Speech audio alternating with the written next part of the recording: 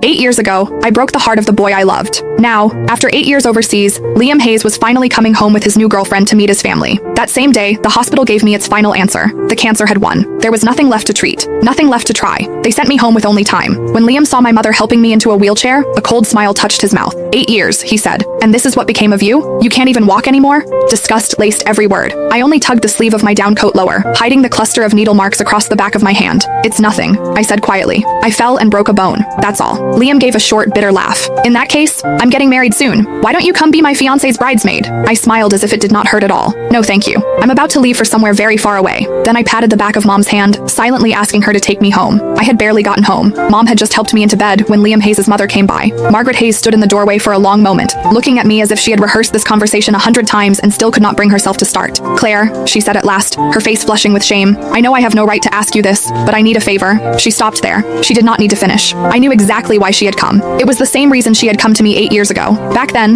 the moment Margaret found out I had cancer, she rushed into my hospital room in almost the same state she was in now. I had not even had time to process the diagnosis. I was terrified, crying so hard I could barely breathe when she dropped to her knees in front of me. Claire, I'm begging you. Please don't drag Liam down with you. He's just been accepted into a program overseas. If he finds out you have cancer, he'll never agree to leave. You and Liam have known each other your whole lives. You've loved each other for so many years. So please, for my sake, let him go. Break up with him. I've arranged everything. I found a boy to help. All you have to do is pretend to kiss him downstairs. Let Liam see it. Make him believe you betrayed him. Then break up with him. That's all. Because of those words, the first thing I did after being diagnosed was not schedule more tests or begin treatment. Instead, I put on the coldest face I could manage, pretended to cheat, forced Liam to hate me, and drove him out of the country without mercy. Sure enough, a second later, Margaret looked at me with guilt in her eyes. Claire, please don't blame me. I had no choice. Liam's girlfriend now was his classmate overseas throughout graduate school and his doctoral program. They're perfect for each other. I really don't want to ruin such a good marriage. You know Liam, he adored you when you were kids. If he finds out the truth about what happened back then, I'm afraid, her voice shook. I'm afraid he'll throw everything away again. So could you stay away from him for a while?